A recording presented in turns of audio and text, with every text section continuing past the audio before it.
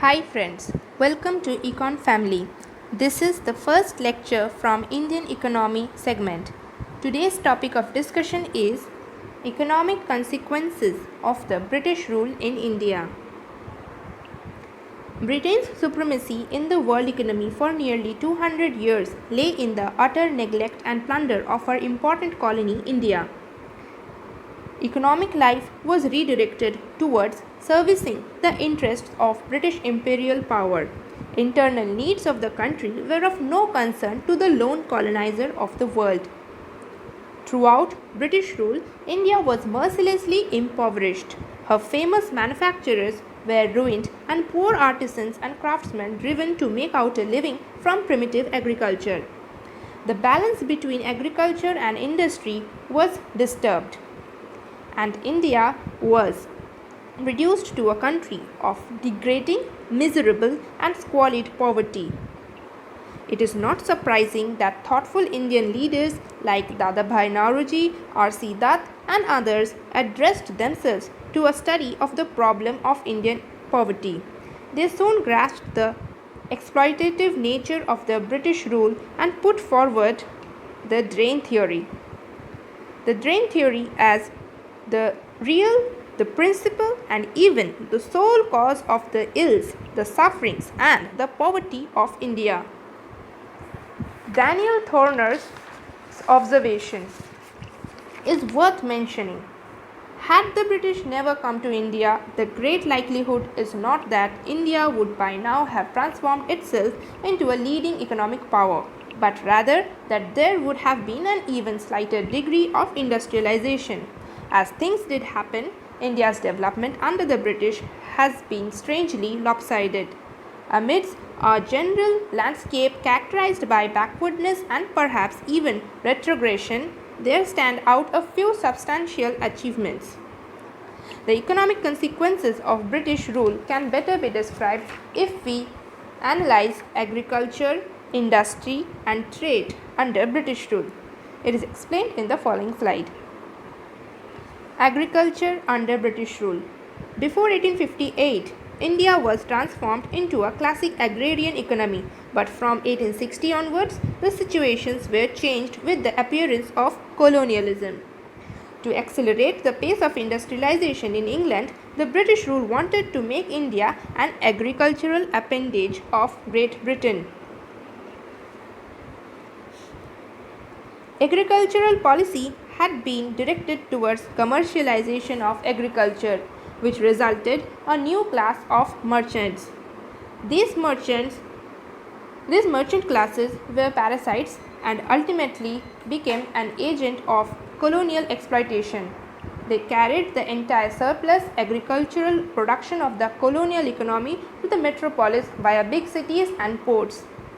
British agrarian policies were geared towards earning more revenue. It created two major land revenue and tenurial systems, the zamindari system and the rajwari system. These two forms strengthened the feudal exploitation in rural India and choked all incentives to modernize agriculture. Landlords became estate owners and they used to charge exorbitant high revenues from peasants, and peasants were forced to pay. This brought in total chaos and disorder in the agrarian system. Peasants were made paupers. The land relation developed under the British rule constituted a new economic element, but that was extremely regressive.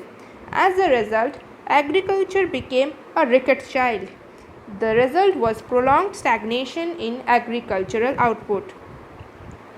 Industry under British rule. Before the British rule in India, India had handicraft industries. Some modern capitalist industries were developed in India during the British rule. Nonetheless, to foster British interest, the British government systematically destroyed the traditional handicrafts industries. British government transformed India from an exporter of manufactured goods to an importer of machine-made goods from England through the creation of wider transport system. It created a market in India. The policy of destruction of handicrafts industries put the Indian economy out of gear and millions of artisans and workers were thrown out of employment. As a result of revenue arrangements also, cultivators lost their right to cultivate consequently. All these made them hired workers at nominal wages. Thus, two basic ingredients of modern industry of England, the vast all India market and cheap abundant supply of labours, were met. Whatever industrial development took place in India during this period, full credit must not be given to foreign capitalists. During this time, indigenous enterprises made a rapid stride. The most notable was the establishment of TISCO. Being a colonial country, India had to pay a large sum for the industrialization scheme of England. India supplied huge raw materials for the development of industries in England. On the other hand, in the name of industrialization, British capitalists were allowed to strengthen their grip. Another related aspect of industrial development was the growth of foreign capital, which controlled foreign and internal trade. The need for industrialization through Indian capital had been denied by the imperialist rulers.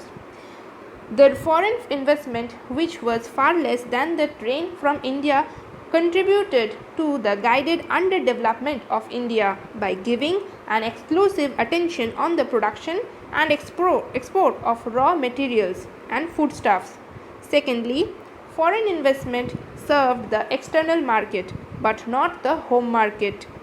Last but not the least, the multiplier effects of this foreign investment on income, employment, etc. were exported back to England, and India underwent a commercial revolution but not an industrial revolution, since the efforts were negligible as well as unsympathetic.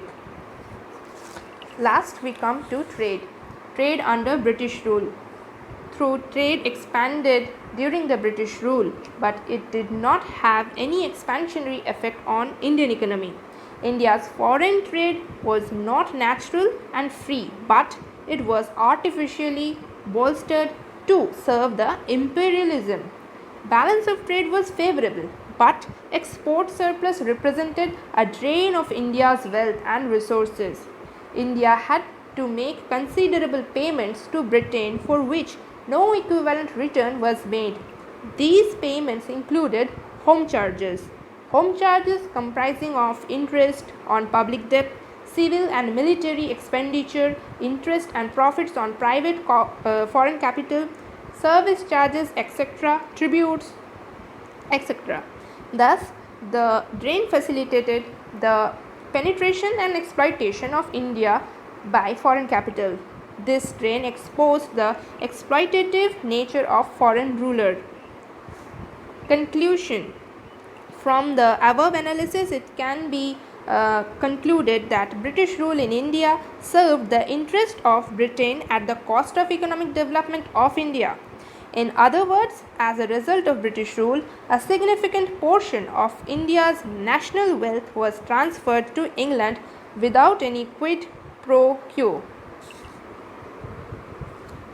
Thank you for watching. Hope you like the video. Then don't forget to like the video, share it and subscribe for getting notifications of further uploads. See you soon in my next lecture on some other topic. Till then, take care. Bye bye.